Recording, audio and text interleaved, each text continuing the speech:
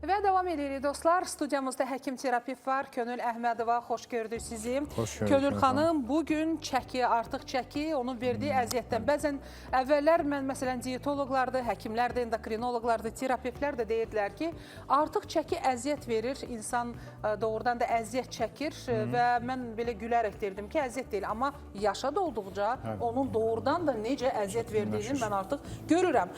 Özüm olaraq, yəni mənim üçün xüsusilə maraqlıdır. Çəki vermək niyə bu qədər çox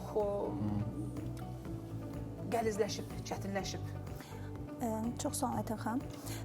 Mən sizə bir şey vurğulamaq istəyirəm ki, artıq çəki problemi bir görüntü problemi olmaqdan çoxdan çıxıb və ciddi bir sağlamlıq probleminə çevrilib. Və bu sağlamlıq problemi artıq bir çox şaxəli həkimlərin mərkəzi xəstəliyinə çevrilib. Yəni, istər biz daxili xəstəliklər uzmanları olsun, istər endokrinoloqlar, istər hepatoloqlar olsun, istər ürək xəstəliklərinə maraqlanan həkimlərimiz olsun, bunların hamısının bir çox xəstəliyin başlanğıcında məhz çəki durur, artıq çəki durur. Artıq çəki dediyimizdə nəyi nəzərdə tuturuq? Artıq çəki bizim boyumuza görə hesablanır və hesablanan bu indeks, yəni düsturla hesablanan indeks, əgər 25-in üzərindəsə biz bunu artıq çəki deyirik. Günümüzdə artıq çəki daha kompleks, artıq çəkiyə yanaşma daha kompleksdir. Obezlik artıq çəki. Burada əvvəllər belə bir fikir var idi ki, bu aldığımız enerji ilə verdiyimiz enerji arasında bir balans olmalıdır. Ya az yeməliyik, ya çox hərəkət etməliyik. Artıq məsələ bu qədər bəsit olmaqdan çıxıb və artıq məsələ daha kompleks hala gəlib. Arıqlama prosesi təkcə enerji alma, vermə prosesi deyil. Eyni zamanda siz əgər sizin yediyiniz yeməklə bağlı emosiyalarınız, sizin stres səviyyəniz, hansı mühitdə yemək yeyirsiniz, hansı əhval-ruhiyyədə yemək yeyirsiniz, gecə necə yatmısınız, genetikanızda artıq çəkisi olan insanlar varmı? Bütün bu faktorların hamısı bizim çəki vermə prosesimizdə ciddi şəkildə mane olur. Eyni zamanda artıq texnologiyanın sürətlə həyatımıza girişi ilə,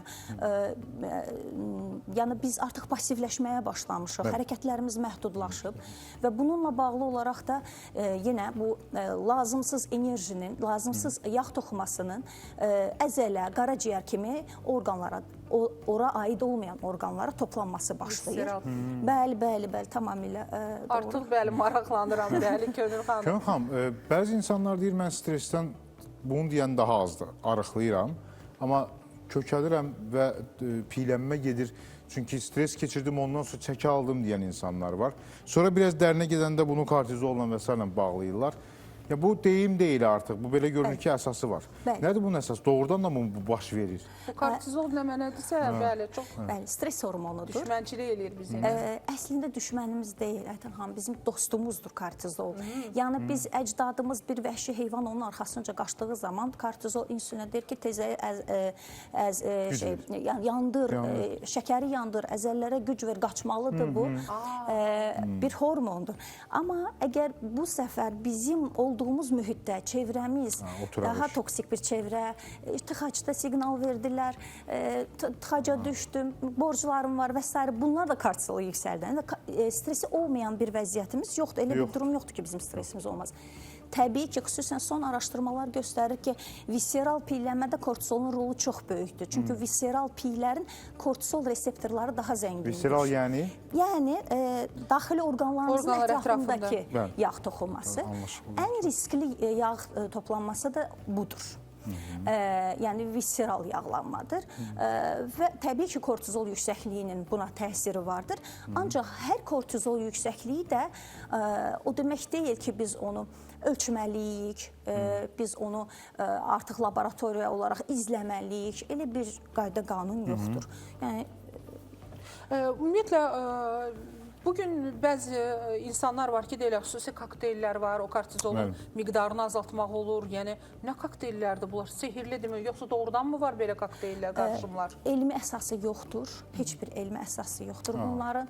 Yəni, bunlar nə elmi olaraq mümkündür, nə də uyğun deyil. Yəni, eləməyə ehtiyac da yoxdur. Kortizol bizə lazımlı bir hormondur.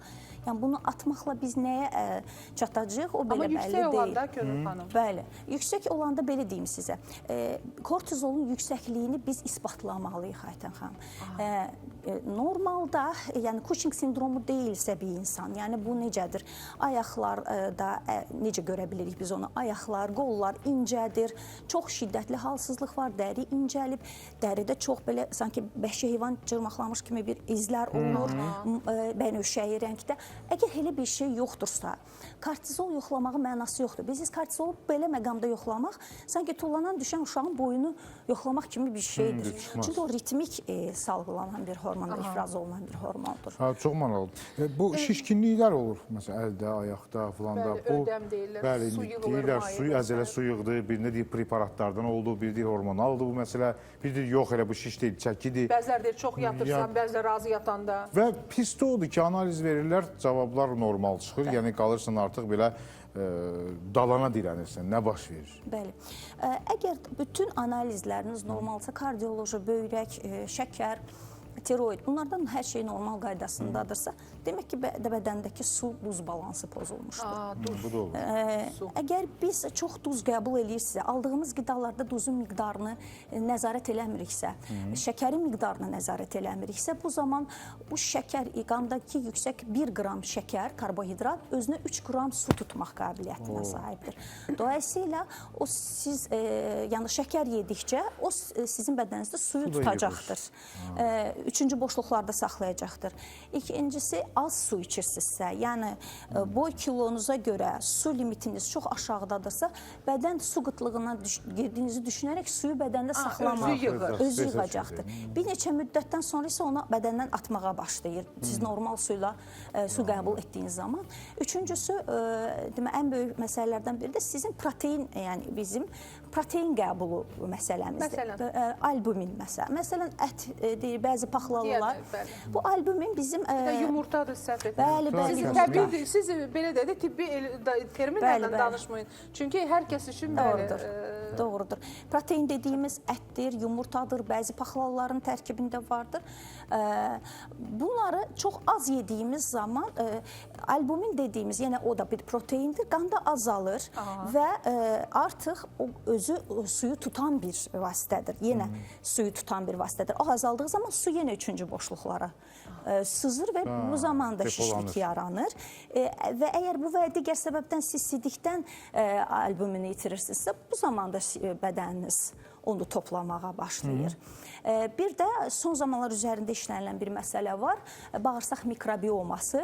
Əgər, demək ki, bağırsağımızdakı faydalı bakteriyalar, zərərli bakteriyaların balansı, bəli, mikrofloramızın pozulması zamanı zərərli bakteriyalardan çıxan onların bir elementi, bir parçacığı qana keçdiyi zaman iltihabi bir proses başlayır bədəndə. Cüzi iltihabi bir proses başlayır və bu proses özü də ödemi toplayan bir şeydir. Gönül xanım, bu sual verməsəm olmaz. Bu insanlar ən asan yoluna qaçıb, bəzilərinin əlbəttə bu xəstəliklər olur, məcburiyyətdən buna gedirlər, bəziləri görünüş üçün buna gedirlər. Piylərin çıxarılması və s. yolu ilə arıqlama. İndi bədəm şəkilləndirmə adını veriblər. Yəni, bu normal bir prosesdir. Vaxtımız çox deyil, bu əlbəttə ayrı bir mövzudur. Amma bu da arıqlamaq üçün atılan bir addımdır. Əgər bu onurğa üzərində bir yükümüz yoxdursa, dizlərimiz üzərində bir ağır bir yükümüz yoxdursa, artıq sizin ortopedistləriniz, cərrahlarınız deyirsə ki, yox, bunu artıq onurğa bu yükü qaldıra bilmir, əməliyyat olması təbii ki, lazımdır. Amma əgər siz sırf görüntü məqsədi ilə bunu eləyirsinizsə, əlavə hər bir müdaxilə, hətta bizim insanlarımız venaya hansısa bir dərman köçürməyi sevir, o belə ziyan olduğu halda əlavə əməliyyatı düşünə bilmirəm belə. Məsləhət görmürəm. Təşəkkür edirik sizə, dostlar. Şerlavdan Könül Əhmədova, həkim terapevt, o qədər xoş auranız var. Çox sağ olun. Və dostlar, həyat gözəldir, amma bəzən özümüz o həyatı gəlizləşdirir. Elə içimən daxil olmaqla artı çəki doğrudan da artıq getdikcə artıq problemlərə gətirir.